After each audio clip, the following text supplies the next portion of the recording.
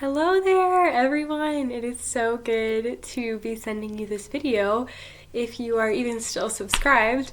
But I just felt it on my heart to send an update, and just especially with, thinking about how much you sacrificed the past 3 years so that I could be on mission. I figured that we should, catch up a little bit. So yeah, as you can see, our little baby Joseph is here. Can you say hello? He was born back in November, and yeah, he's just been such a blessing to us. So he's almost 3 months now, and yep, his first name is Joseph, and then he actually has two middle names, Randall Todd, after both of our fathers, Jonah and I's dads. So yeah, it's kind of special, kind of unique. But I have been loving being a mom, and I have had the blessing of being able to be home with Joseph the past couple months, and it's been a whirlwind, definitely. Like lots of change and a whole new season, but I am just loving it. I love being a mom.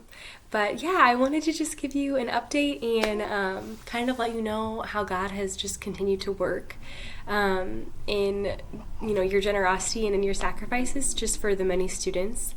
And it's so important to me because I still have friendships with many of the students that I walked with, not all, but most. And even if they're not, like we still don't keep in touch all the time, I still get to, just have the graces of those random text messages or phone calls just to hear like the glory of the Lord. And so I'd love to share that with you because you were a part of that and you helped make that happen the past 3 years. And so, yes, just I had mentioned back in May, but when I was first at SIUE, a couple of my dear friends, Kayla and Taylor and Marta, I had talked to you about. And I had mentioned how Taylor was entering into religious life with an order, Franciscan order down in Alton, Illinois. And she is still there. She is, she is, I think she's considered a postulant right now. But she sent me a letter, and she is just thriving there. And it's still just so amazing to think about how God has led her to discern this call of religious life. And and yeah, so it's just such a blessing. And she was someone who was in what we would say commission discipleship. So she was sharing the gospel and leading other women in discipleship, on a weekly basis. And so it's just so cool to see how far she's come and whether she's, will be called to make those final vows or not in a couple of years. Just the fact that she is, discerning God's will and where she's supposed to be is just so amazing. And then my friend Kayla, she was the teacher that I shared about starting the prayer group, and she is just thriving. Yeah, she's still a teacher, and we talk the most often, I would say. She's a dear friend, but yeah, she's just doing so well, and it's just so cool to like follow these ladies from, young college years to now, like they're discerning their vocations and things like that, because I was pretty much right there with them. I wasn't that much older than them, especially my first year at SIUE, so it's just so amazing to see women like living out their single years, just like striving to glorify God. And Kayla pushes me in my prayer life. She was going to the chapel like every morning before school last semester, which like they start early, obviously, as teachers. And so I was just so inspired by that. And just her life of prayer has just remained so consistent. And that is so, yeah, that's the foundation of everything. So that's like what I love to hear most is when the women that I walked with, like they are having active prayer lives. It's like, okay, that's like that's all that I desire, and all that we, quote unquote worked towards. And that's where they'll just continue to just have that divine intimacy with the Lord and just be near him for the rest of their earthly lives. And that is how, that's a big part of how we're able to become saints, and just sainthood in general and all of those things. So yeah, and then there are just many other students. I don't want to drag on and on, but my friend Marta, I actually haven't spoken to her like super recently, but when I did speak with her, she had applied back last semester to possibly be a focus missionary, and I know she got an offer, so I'm not sure exactly what she decided to do, but it's just so exciting that she was the friend of mine who I met her freshman year, who like was in a sorority and everything, and she just is so contagious. She's so kind, and she always has been. But it's so cool to see her, just like living for the Lord, and just how much she's transformed into the woman she is today. And so so I will have to catch up with Marta, but last I heard she was discerning being a missionary, which is just so cool. And then just to tie in things at U of I, because obviously that's kind of more SIUE's end, and I still have many other students at SIUE that I'm not talking about that are also thriving and doing well. But just to kind of keep this short, my friends at U of I, things are just thriving there. Our teammates from last year, Beth, Zach, and Emily, they have 2 new teammates now, obviously, Katie and Justin, and they are all just like thriving.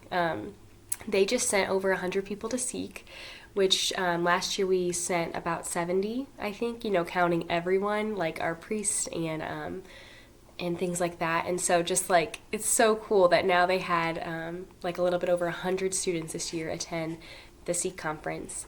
And my friend Lane from last year, who did not attend last year, did attend this year, and she is now leading a Bible study, which is so exciting. And a couple other girls that were in discipleship last year with myself or the women I was discipling, they just are still, still in discipleship at U of I, still fighting the good fight and just being transformed. And it's really bittersweet, because those are moments where I hear those joys and graces that I like want to still be like right there present with them on campus. But it's also just like so consoling to hear that like the Lord is just so at work, and it's just such a blessing. And another fun thing was someone that I was discipling last year, Corey Martin. She actually applied to be a focus missionary and accepted her offer, so she will be serving on a campus next fall, and I'm just so excited. Like, obviously, the goal isn't necessarily to make students into focus missionaries, right? It's just to like help them walk as disciples of the Lord, and everyone who's been baptized is a missionary, is called to like spread the gospel and proclaim the good news to all nations. But it does, you have a special spot for the students that do say yes to focus, only because we know, Jonah and I know like how much it transformed us into the daughter and son of God that we are today, and now parents and husband and wife and all of those things. And so it's just exciting. But I will leave it at that as far as graces, but just please know that there are many, many good things still happening through the sacrifices that you poured out financially and spiritually for these students at SIUE and U of I. So praise God for that. Just a quick life update. We ended up buying a small home in Elmwood, Illinois, and if you're familiar, it's just about 25 minutes west of Peoria. And we have been loving the small town life. We decided to come out here because Jonah is working as an electrician apprentice in Galesburg, Illinois, and so Elmwood is about a halfway point between Peoria and Galesburg. And so we've just been loving the small town life. We have a parish out here called St. Patrick's, and like we've just been learning so much from how our parish has welcomed us. Like, it's been just amazing. They had a meal train for us when Joseph was born, a diaper party, and are just constantly checking in and seeing how we're doing. And it just kind of feels like the home life and like church community, like they're very integrated, and I think that has to do with it being a smaller town. But we're big fans, and we plan on staying here for the next while. So yeah, that's been such a blessing, and we're still getting more involved. It's been great to step into a parish community and just like, to be received, but then also to learn from them and to learn like just how their community, thrives, and what they, what events they've been putting on, how God has been working here the past many, many years and just getting to know other families. And there actually are surprisingly a good amount of young families with it even being a small town. So we are excited to continue to get to know those families and parents and, see what God has in store for us, especially this next year that we'll be a little bit more acquainted with the area and just transitioning into this season as parents. But and I just think personally, like from a personal testimony, I was working in caretaking the past kind of like 6 months after Focus before Joseph was born. And it was just such a blessing. It was, way harder than I thought and really humbling because I feel like when I told most people, oh, I'm going to be caretaking, which that just means I was a home health aide for elderly people who weren't quite ready to be in a nursing home, but, needed like a lot of assistance at home and whose families maybe weren't nearby to do that. And I just felt like so convicted. Like last spring, God had put it on my heart, like, I want you to do this. And it was kind of random because, like, I didn't see that happening, like, when I was a student.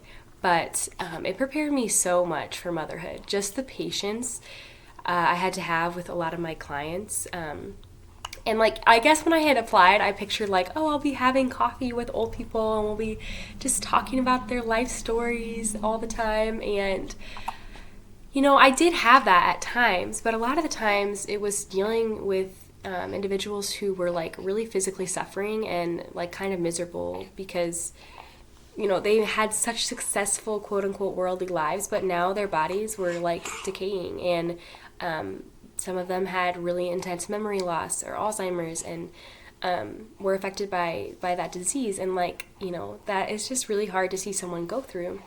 And it's also really hard for someone to go through. And many of you probably have experienced that, in your own family with, whether it's your parents or grandparents. Like, it's a really intense thing when someone, starts to age and they need a lot of help and care. So, just the patience that I had to have and, like, also just experiencing the rejection of, like, I'm trying to offer my love, but at times, like, it wasn't super well received, like, was just so humbling and such a good practice for being a mom because I have to have, I now say, like, I think old people and babies share a lot in common. Like, they're really vulnerable and it's not, quote unquote weakness, but they might have a lot of just physical needs. And so it's just been, like, such a blessing to just continue to pray with those graces from that season. I will not be returning to caretaking because I'm going to stay home with Joseph for now and work part-time, just kind of doing some admin assistant position things for a potential ministry. So please pray for that, opportunity. It's not, like, sealed in yet, but I am in the process of, like, interviewing. So regardless, I'll be home these next couple of years, which I just feel convicted of for our family. And I just am, so blessed to be able to do that. And like I said, Jonah is enjoying his electrician apprenticeship, and we really just love how, like, he can have a good work-home life balance. And, like, kind of like his work stays at work. And it's just been helpful for our family and our time together as a couple. So, all that to say that please know my prayers for you. A fun thing that I'm going to attach, you may have already seen it if you follow Focus Catholic Things. Oopsies. Is that this year at Seek, they had, like, over 24,000 people in attendance at their adoration night, and just, like, 20,000 people in total who attended all together throughout the week, which is just so amazing. And for the first time ever this year, they have it's called seekreplay.com, and they are going to start uploading the talks. There are some already on there, maybe all of them at this point. And you can watch them for free. And so Jonah and I weren't able to make it this year with Joseph being, like, a newborn. And so we've been loving watching the Seek talks. Like, they've just been, they just get you pumped up. They get a fire in your belly. And it's so encouraging to see so many other Catholics there, just, like, glorifying God and desiring to have a relationship with Him. And it's just a beacon of hope in these times. So, all that to say, again, just thank you so much for your sacrifice to support me and Jonah that last year. as Focus Missionaries. I pray for you all often, and now being in the workforce and now supporting other missionaries and tithing and those things, I really have a new perspective on your sacrifice, and I'm just like so grateful that your time and work and part of your livelihood was going towards us on mission. And I hope you know it was worthwhile, and we'll all see more in heaven, just the glory of those sacrifices. So keep fighting the good fight, and know that we are all united in the Eucharist, truly. And that, it's just so good to send you this update. And it's really long, so if you didn't make it this far, that's totally understandable. But we'll talk to you all at some point again, soon in the future. And I'll attach some pictures down below of just, our home and just life things that have occurred and everything like that. So say goodbye, Joseph.